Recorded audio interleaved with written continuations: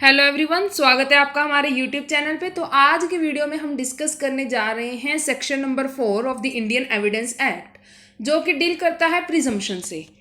ठीक है, तो सबसे पहले हम आपको बताना चाहेंगे कि क्या मतलब होता है प्रिजम्पशन का। ठीक है, मान लीजिए आप in the capacity of investigating officer, आप जो है किसी भी एक केस की इन्वेस्टिगेशन करने जाते हैं। मान लीजिए डॉरी डेथ का ही वो केस है।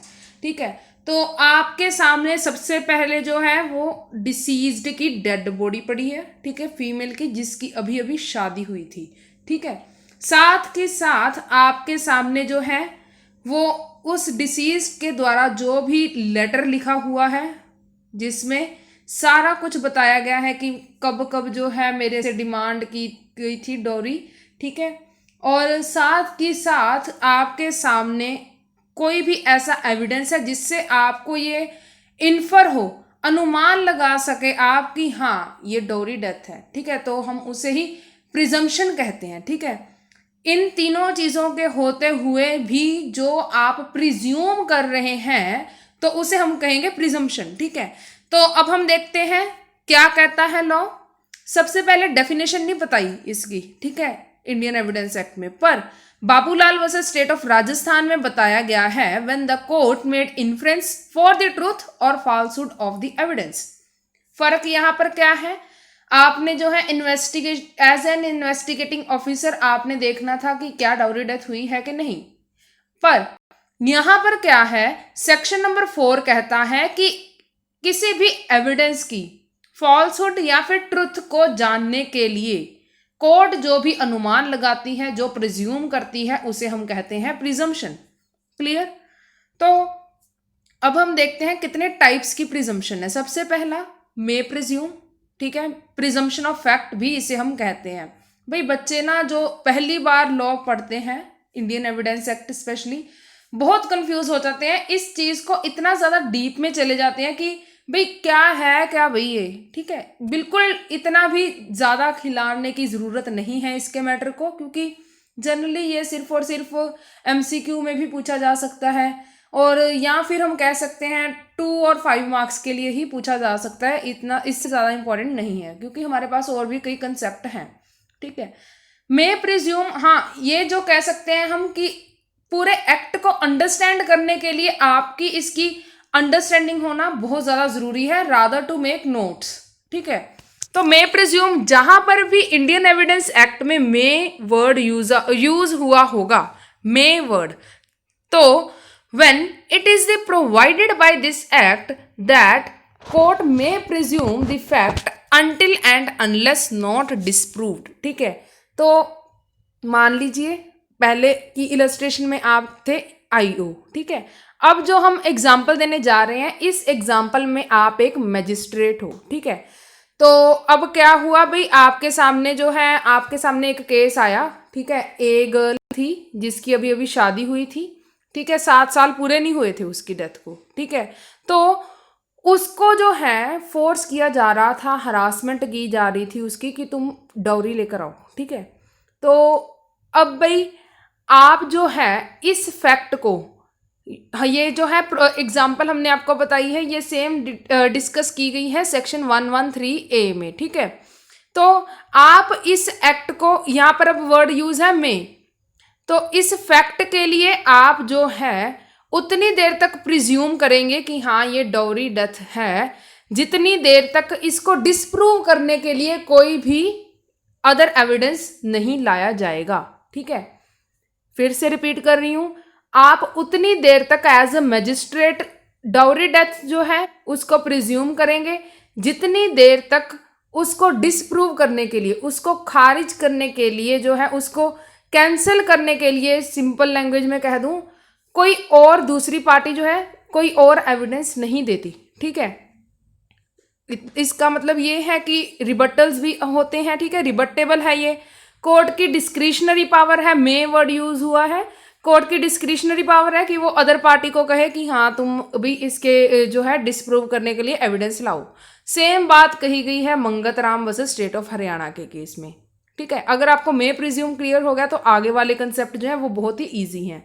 ठीक है, अगर आपको नहीं क्लियर हुआ तो आप यहीं से वीडियो को जो है बैक करके भी देख सकते हैं।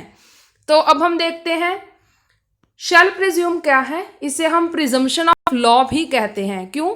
क्योंकि अगर आपको जो है शैल का मतलब चाहिए ही है ना, अगर आपको लॉ ने ही कह दिया कि आपने ये नहीं करना या ये करना है, तो फिर आप अपनी डिस्क्रिशन नहीं चला सकते उतनी लेवल पे जितनी लेवल पे मे वर्ड में यूज कर सकते हैं आप। ठीक है, अब हम देखते हैं क्या कहता है ये इसकी प्रोविजन।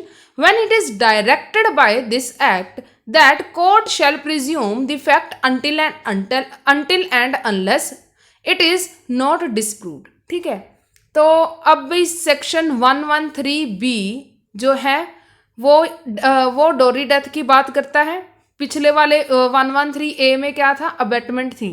ठीक है, अभी उसको फोर्स कर रहे थे कि तुम डोरी लेकर आओ, तो उसने जो है तो उसकी सुसाइड करने की या फिर उसकी डेथ होने की वजह इनडायरेक्टली कौन है, उसके इन लॉज की फैमिली, लड़की के। ठीक है, डाउरी डेथ जो है ये बात की गई है सेक्शन 113B में। अब भाई बीइंग अ मैजिस्ट्रेट आपके सामने एक मैटर आया कि 113B में जो है डाउरी डेथ हुई। ठीक है, तो आप जो है प्रिज्यूम करेंगे, आपको ये प्रिज्यूम करना होगा कि हाँ उसकी डाउरी डेथ हुई है जितनी देर तक डिसप्रूव नहीं किया जाएगा।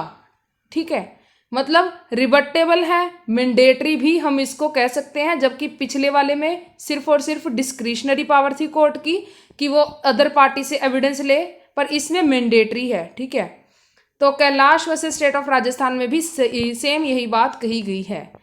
अब एक कंक्लूसिव प्रूफ क्या है, ये तो कहता है भी आप जो मर्जी कर लो, जो मर्जी फैक्ट्स एंड सर्कमस्टांसेस हों, चलनी तो भी मेरी है, इसका ये हिसाब है। ठीक है, when it is declared by this act that it is conclusive proof, court shall not direct the evidence for disproving it।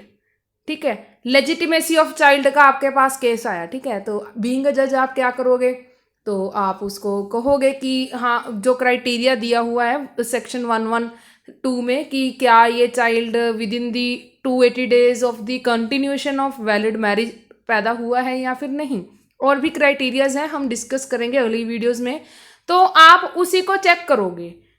अब आप जो है इस चीज को डिसप्रूव करने के लिए कोई भी एविडेंस नहीं मांगेंगे दूसरी पार्टी से।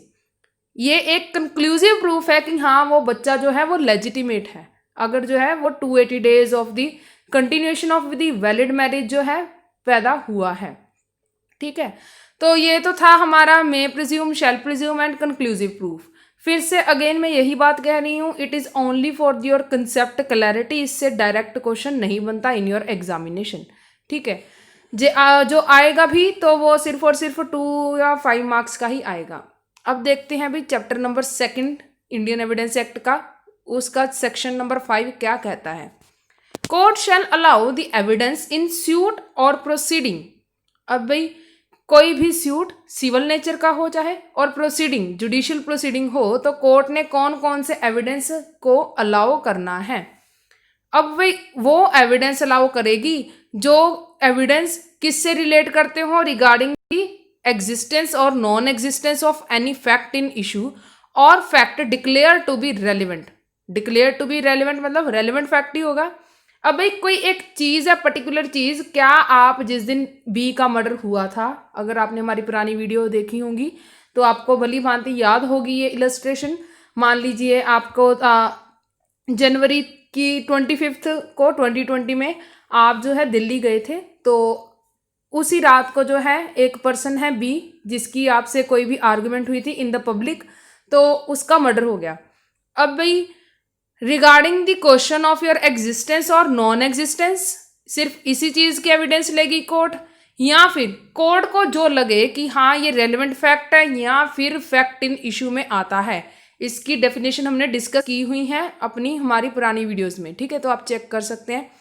तो सिर्फ इन्हीं के एविडेंस जो है वो रिसीव करेगी, अलाउ करेगी, and no others. And no others का क्या मतलब है, exclude all the irrelevant facts. ठीक है, तो यही चीज़ है बताता सेक्शन नंबर 5। ठीक है, तो इलस्ट्रेशन भी बताई हुई है, ए ने बी का मर्डर किया, question whether A committed the murder of B और not, whether A is of unsound mind और नॉट, सिर्फ इन चीज़ों के जो है वो एविडेंस अलाउ करेगी। अगला सेक्शन रेस्ट जेस्चर है, तो उसके लिए हम सेपरेट वीडियो बनाएंगे। सो अगर आपको हमारी वीडियो पसंद आई, please like, comment, share and subscribe my channel. Thank you.